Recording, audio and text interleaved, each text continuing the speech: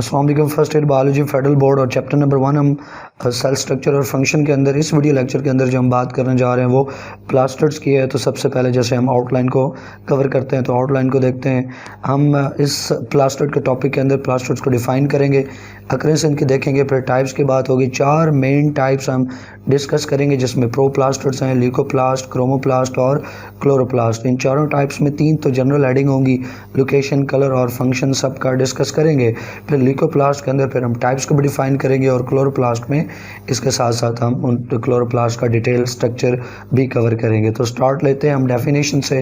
तो प्लास्टर्स को जनरल हम डिफाइन करेंगे। तो plastids are double membrane organelles that perform the function of synthesis and storage. ये प्लांट्स और एल्गी के ऑर्गेनल हैं। इन प्लांट्स और एल्गी के अंदर ये प्लास्टर्स मॉलिक्यूल्स के सिंथेसाइज का और मॉलिक्यूल्स के स्टोरेज का फंक्शन परफॉर्म करते हैं। मतलब मॉलिक्यूल्स को ये बनाएंगे और बहुत सारे मॉलिक्यूल्स को ये स्टोर करेंगे। अब दूसरे नंबर के ऊपर इनकी अक्रेंस की बात करेंगे। तो जैसे हमने ऊपर लिखा और पढ़ा कि दे अकर इन प्लांट्स एंड एल्गी, ये स्पेसिफिकली यूकैरियोट्स के अंदर प्लांट्स और एल्गी के ऑर्गेनल्स हैं और बाकी यूकैरियोट्स के अंदर ये एब्सेंट हैं। और इसी तरह से जो प्रोकैरियोट्स हैं उनके अंदर तो ये सिरे से ही एब्सेंट हैं। फिर हम बात करें तीसरे नंबर पर इनकी टाइप्स की। तो 4 मेन टाइप्स हम कवर करेंगे इस वीडियो लेक्चर के अंदर। प्रोप्लास्टर्स हैं, ल्यूकोप्लास्ट, क्रोमोप्लास्ट और क्लोरोप्लास्ट। ये 4 टाइप्स हैं मेन जिनको हमने डिस्कस करना है। अब एक जनरल आउटलाइन की है कि ये किस तरह से चारों टाइप्स कोरिलेटेड हैं। तो प्रोप्लास्टर्ड जो है वो मेन प्लास्टर्ड की टाइप है। इसमें ये इमेच्योर होते हैं और इनमें से बाकी जितनी भी टाइप्स हैं वो ड्राइव होती हैं। तो प्रोप्लास्टर्ड मैच्योर हो सकते हैं ल्यूकोप्लास्ट में, क्लोरोप्लास्ट में या क्रोमोप्लास्ट में। फिर जो ल्यूकोप्लास्ट है वो 3 तरह का हो सकता है, प्रोटीनोप्लास्ट, इलियोप्लास्ट और अमाइलोप्लास्ट। तो इन सारी टाइप्स को हमने डिटेल से आगे 1 बाय 1 कवर करना है। तो चलें सबसे पहली टाइप से जिक्र करते हैं प्रोप्लास्टर्स। तो प्रोप्लास्टर्स जो हैं ये अपनी नेचर में यंग हैं, इमेच्योर हैं और ये डेवलपिंग प्लास्टर्स होते हैं।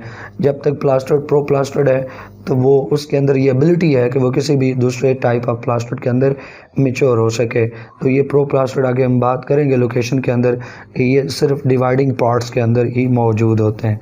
तो लोकेशन में देखें कि proplastids are located in meristematic tissue. 9th के अंदर आपने प्लांट टिश्यूज़ पढ़े तो वहाँ पे सबसे पहले आपने मेरिस्टेमेटिक टिश्यू पढ़ा। मेरिस्टेमेटिक टिश्यू प्लांट का वो टिश्यू है जिसके अंदर डिवीजन की एबिलिटी होती है।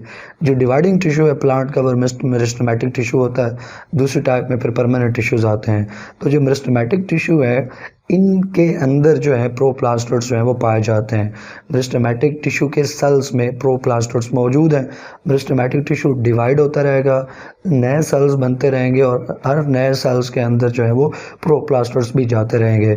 अब मेरिस्टेमेटिक टिश्यू से बनने वाले जो नए टिश्यूज़ हैं उनके अंदर प्रोप्लास्टर जब जाएंगे तो वो यंग होंगे, इमेच्योर होंगे। जब वो टिश्यू मेरिस्टेमेटिक टिश्यू से एक नए परमानेंट टिश्यू के अंदर किसी और टाइप में मेच्योर होगा तो उसके जो प्रोप्लास्टर्स हैं वो भी अकॉर्डिंगली मेच्योर हो जाएंगे। तो दे डिवाइड रिपीटेडली।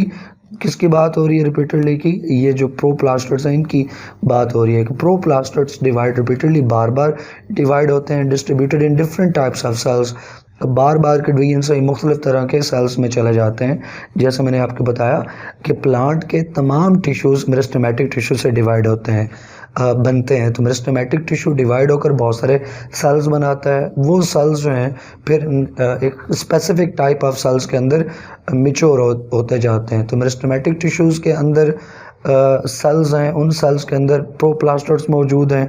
जब मेरिस्टेमेटिक टिश्यू जो है एक नई तरह की टिश्यू में मैच्योर होगा तो उसके अंदर मौजूद जो प्रोप्लास्टर्स हैं वो भी किसी स्पेसिफिक टाइप ऑफ प्लास्टर्ड के अंदर मैच्योर हो जाएंगे। अब दूसरी जो सब हेडिंग हम इसमें बात करने जा रहे हैं प्रोप्लास्टर्स में वो इनका कलर है। तो जो प्रोप्लास्टर्स हैं ये चूँकि मैच्योर नहीं होते तो इनका कोई कलर नहीं होता, इनमें किसी तरह का कोई पिगमेंट नहीं है, तो हम इसको नॉन पिगमेंटेड कहते हैं। तीसरी सब हेडिंग फंक्शन की है, प्रोप्लास्टर्स का रोल क्या है। तो जैसे हमने डिस्कस किया कि प्रोप्लास्टर्स जो है ये बनते हैं और इनसे फिर बाकी जो स्पेसिफिक या स्पेशल टाइप ऑफ प्लास्टर्स हैं वो डिराइव होते हैं। तो व्हेन प्लांट सेल्स मैच्योर तो उसके अंदर जो प्लास्टर्स हैं, प्रोप्लास्टर्स हैं, वो भी डेवलप होते हैं into special type of plastered. जैसे मैंने कहा कि एक प्लांट सेल है वो इमेच्योर है, उसके अंदर प्रोप्लास्टर्ड है वो भी इमेच्योर है। तो जब प्लांट सेल एक स्पेसिफिक टाइप ऑफ सेल में मेच्योर होगा तो अकॉर्डिंगली उसका प्रोप्लास्टर्ड भी मेच्योर हो जाएगा, वो भी किसी ख़ास टाइप के अंदर कन्वर्ट हो जाएगा। तो depending on the cell type कि जिस तरह का सेल टाइप हो, फिर सेल के अंदर जो इंटरनल फैक्टर्स हों, फिर एक्सपोजर टू लाइट कम है, ज़्यादा है, डार्कनेस है, बिल्कुल एक्सपोज है वो सेल टू लाइट, इस बेस पे जो प्रोप्लास्ट है that can develop in any type. वो क्लोरोप्लास्ट में भी बदल सकता है, वो क्रोमोप्लास्ट में बदल सकता है, वो ल्यूकोप्लास्ट में भी बदल सकता है। मतलब कि प्रोप्लास्टर्ड किसी भी टाइप ऑफ स्पेसिफिक प्लास्टर्ड के अंदर कन्वर्ट हो जाता है depending on the type of cell. तो ये तो पहली टाइप थी प्रोप्लास्टर्स। अब दूसरी टाइप है ल्यूकोप्लास्ट। जो ल्यूकोप्लास्ट हैं इसमें भी उसी तरह 3-4 सब हेडिंग्स की बात करेंगे। सबसे पहले इनकी लोकेशन की बात करें तो जो ल्यूकोप्लास्ट हैं they are found in food storing parts. Plant के वो पार्ट्स जिनमें फूड स्टोर की जाती है, मिसाल के तौर पर सेल्स ऑफ स्टेम हो गया, इसी तरह सेल्स ऑफ रूट है, और इसी तरह जो सीड है, इन तमाम पार्ट्स के अंदर फूड स्टोर होती है। तो फूड स्टोरिंग पार्ट के अंदर ल्यूकोप्लास्ट मौजूद हैं। अब ल्यूकोप्लास्ट के जहाँ तक कलर की बात है तो ल्यूकोप्लास्ट में किसी तरह का कोई पिगमेंट नहीं होता, तो ये चूँकि नॉन पिगमेंटेड हैं इसलिए इनका कोई कलर भी नहीं होता, दे आर द कलरलेस। जो चौथी सब हेडिंग है वो फंक्शन की है। तो जो ल्यूकोप्लास्ट हैं they are involve in storage of various food substances. जैसे मैंने कहा इनकी लोकेशन भी यही है कि ये उन पार्ट्स में पाए जाते हैं जहाँ फूड स्टोर करनी हो, तो इनका जो फंक्शन है वो भी फूड स्टोरेज के ही है, तभी उन्हीं पार्ट्स के अंदर फूड स्टोरिंग पार्ट्स के अंदर ये मौजूद हैं। अब इनकी फर्दर टाइप्स हैं डिपेंडिंग अपॉन कि कौन से फूड ये स्टोर करते हैं। तो इस बेस पे इनकी 3 टाइप्स बनती हैं। अमाइलोप्लास्ट ये स्टार्च को जो है वो स्टोर करते हैं। अमाइलेज एंजाइम आपको याद होगा, अमाइलेज एंजाइम वो जो स्टार्च को ब्रेक डाउन करने में हेल्प आउट करता है। तो अमाइलेज स्टार्च के ऊपर एक्ट करने वाला, तो वहाँ से आप अमाइलेज जोड़ सकते हैं। तो अमाइलोप्लास्ट ये स्टार्च को स्टोर करते हैं। फिर एलियोप्लास्ट हैं ये लिपिड्स को स्टोर करते हैं, और प्रोटीनोप्लास्ट जो है ये प्रोटीन्स को स्टोर करते हैं। आगे लिखा हुआ नहीं है प्रोटीनोप्लास्ट का, लेकिन इनका नाम बोलता है प्रोटीनोप्लास्ट, ये प्रोटीन को स्टोर करेंगे। ल्यूकोप्लास्ट के अंदर जो लास्ट सब हेडिंग है वो एटियोप्लास्ट की है। एटियोप्लास्ट के हैं, एटियोप्लास्ट स्पेशल टाइप है ल्यूकोप्लास्ट की, और जब ये जो एटियोप्लास्ट हैं ये इनको लाइट से एक्सपोज किया जाता है, लाइट का एक्सपोजर मिलता है इनको, तो दे बिकम द क्लोरोप्लास्ट। और जब डार्कनेस होती है, लाइट नहीं इनको मिलती, तो एट दैट टाइम ये वापस जो है वो ल्यूकोप्लास्ट के अंदर कन्वर्ट हो जाते हैं। तो ये ल्यूकोप्लास्ट की एक ऐसी स्पेशल टाइप है जो कन्वर्ट हो सकती है क्लोरोप्लास्ट में और वापस ल्यूकोप्लास्ट में। प्लास्टर्स की तीसरी टाइप जो है वो क्रोमोप्लास्ट है। क्रोमोप्लास्ट में उसी तरह पहली हेडिंग जो है वो सब हेडिंग वो लोकेशन की होगी। तो जो क्रोमोप्लास्ट हैं they are found in colour parts. Plant के कुछ पार्ट्स जो हैं वो कलरफुल होते हैं, कलर्ड होते हैं, उनके अंदर क्रोमोप्लास्ट मौजूद है। और एक्चुअली प्लांट का वो जो कलर्ड पार्ट है उसके अंदर जो कलर है वो क्रोमोप्लास्ट ही की वजह से होता है। वर्ड क्रोमो कलर के लिए, क्रोमेटोग्राफी टेक्निक हमने बात की थी इसी चैप्टर के स्टार्ट में, तो मैंने वहाँ पे भी बताया हुआ है कि क्रोमो का वर्ड जो है वो कलर के लिए यूज़ होता है। तो क्रोमोप्लास्ट ये वो प्लास्ट की टाइप है जिनके अंदर कलरफुल पिगमेंट्स मौजूद होते हैं, और जिन पार्ट ऑफ प्लांट्स के अंदर ये मौजूद होंगे उनके अंदर भी कलर आ जाएगा। मिसाल के तौर पे पेटल्स ऑफ फ्लावर्स, फ्लावर का जो सेकंड वर्ड है, दूसरा घेरा है, पहला जो है वो सबसे बाहर जो है वो सेपल्स होते हैं, उसके बाद फिर पेटल्स हैं, फिर एंड्रोशियम और गायनेशियम, 4 उसके कंपोनेंट्स। तो जो सेकंड कंपोनेंट है फ्लावर का, पेटल्स, वो कलर्ड होते हैं मोस्टली, लेकिन कुछ फ्लावर्स जो हैं वो उनके वो कलर नहीं होते। लेकिन जितने भी पेटल्स हैं जो कलरफुल हैं उनकी वजह कलरफुल होने की वो क्रोमोप्लास्ट ही हैं। इसी तरह फ्रूट जो है, बहुत सारे फ्रूट्स जो हैं उनका भी कलर होता है, तो अगेन जो फ्रूट की वाल है उसके अंदर क्रोमोप्लास्ट मौजूद होते हैं जिसकी वजह से उस फ्रूट को एक कलर मिल जाता है। और इन क्रोमोप्लास्ट का जो मेन काम है वो कि ये सिंथेसाइज करते हैं और स्टोर करते हैं डिफरेंट पिगमेंट्स अपने अंदर, लेकिन उन उन पिगमेंट्स के अंदर ग्रीन पिगमेंट नहीं होता। ग्रीन जो पिगमेंट है ये क्लोरोफिल में पाया जाता है और ग्रीन पिगमेंट को छोड़कर बाकी जो पिगमेंट्स हैं ये क्रोमोप्लास्ट के अंदर मौजूद होते हैं। तो इनके कलर की बात करें तो डिफरेंट क्रोमोप्लास्ट का कलर जो है वो डिफरेंट होता है, तो इसलिए हम कहते हैं they have pigments other than green. Green के अलावा उनका कलर हो सकता है वो येलो हो सकते हैं, वो पिंक हो सकता है, वो पर्पल हो सकता है, वो ब्लूइश हो सकता है क्रोमोप्लास्ट। तो डिफरेंट क्रोमोप्लास्ट में डिफरेंट तरह का पिगमेंट होगा तो उसमें फिर उसका डिफरेंट तरह का कलर होगा, लेकिन एटलीस्ट ग्रीन कलर नहीं होगा। नंबर 3 जो सब हेडिंग है वो फंक्शन की है। तो जो क्रोमोप्लास्ट हैं ये डिफरेंट पार्ट्स में जो कलर देते हैं तो उसकी वजह क्या है आपको फंक्शन में पता चलेगा। तो जो कलरफुल पेटल्स हैं फ्लावर्स के उनके अंदर क्रोमोप्लास्ट इसलिए हैं कि पेटल्स कलरफुल हों, और पेटल्स क्यों कलरफुल हों, ताकि इंसेक्ट्स को अट्रैक्ट किया जा सके for the process of insect pollination. Insect pollination आपको पता है कि ये ट्रांसफ़र ऑफ पोलन ग्रेन है from anther to the stigma. तो जहाँ तक बात फ्रूट की है तो फ्रूट के अंदर क्रोमोप्लास्ट इसलिए होते हैं कि फ्रूट जो है वो कलरफुल हों ताकि एनिमल्स को अट्रैक्ट किया जा सके और स्पेशली बर्ड्स को अट्रैक्ट किया जा सके कि बर्ड्स जब उस फूड को खाएंगे तो बर्ड्स की बॉडी के अंदर उस फूड का सीड भी चला जाएगा। अब बर्ड जो है वो एक जगह उसने फ्रूट को खाया है तो फ्लाई करके किसी दूसरी जगह पहुंच जाता है, तो एक जगह उसने फ्रूट को खाया, सीड उसकी बॉडी में चले गए, वही बर्ड जब किसी दूसरी जगह पहुंचेगा किसी इलाके में किसी एरिया में, वहाँ वो एक्सक्रीट करेगा अनडाइजेस्टेड फूड को, पार्ट को एलिमिनेट करेगा, तो उसका जो अनडाइजेस्टेड पार्ट है फूड का उसके अंदर अनडाइजेस्टेड सीड भी मौजूद है, तो वो सीड बर्ड की बॉडी से बाहर आ जाएंगे। वहाँ अगर इन्वायरमेंट जो है वो सूटेबल हुआ, सॉइल अच्छी हुई तो सीड वो वहाँ पे जर्मिनेट कर सकते हैं। तो इस तरह से प्लांट जो है अपने सीड को दूर तक फैला देता है यूजिंग बर्ड्स एंड एनिमल्स, और उसको सीड डिस्पर्सल कहते हैं। तो अगर प्लांट ने अपने सीड्स को डिस्पर्स करना है तो उसे अपने फ्रूट्स को कलरफुल बनाना पड़ेगा ताकि वो एनिमल्स और स्पेशली बर्ड्स को अट्रैक्ट कर सके। चौथी जो टाइप है और सबसे अहम टाइप जो है और मोस्ट इम्पॉर्टेंट एग्जाम के पॉइंट ऑफ व्यू से वो क्लोरोप्लास्ट है। तो सबसे पहली जो सब हेडिंग है वो उसकी लोकेशन की है। तो जो क्लोरोप्लास्ट हैं ये प्रेजेंट होते हैं green parts of the plant, और प्लांट के जो ग्रीन एरियाज हैं पार्ट्स हैं वह एक्चुअली क्लोरोप्लास्ट ही की वजह से ग्रीन होते हैं। वर्ड क्लोरो जो है वो उसका मतलब होता है ग्रीन, तो ग्रीन होने की वजह से इनका चूँकि कलर ग्रीन है तो इनका नाम पड़ा क्लोरोप्लास्ट। दूसरे नंबर के ऊपर अगेन कलर की, तो ऊपर हमने बात की they are green in colour. तीसरी जो सब हेडिंग है वो स्ट्रक्चर की है, सबसे इंपॉर्टेंट सब हेडिंग यही है। तो जो जहाँ तक बात क्लोरोप्लास्ट के स्ट्रक्चर की है तो क्लोरोप्लास्ट खुद एक डिस्कॉइड स्ट्रक्चर है, डिस्क लाइक है। कहीं आप पढ़ोगे तो आपको लगेगा कि ये लेंस की तरह है मुख्तलिफ जगह पे, और टेक्स्ट बुक के अंदर इसको लेंस की तरह भी लिखा गया। तो डिस्कॉइड डिस्क लाइक ये स्ट्रक्चर है जिसके मेन 3 पार्ट्स हैं। उन 3 पार्ट्स के अंदर एक तो इसका इन्वेलप है, फिर इसके अंदर स्ट्रोमा पोर्शन है, और फिर इसके अंदर थैलाकॉइड्स आते हैं। तो ये 3 इसके मेन पोर्शन है। सबसे बाहर वाला आउटर पोर्शन जो है वो इन्वेलप है।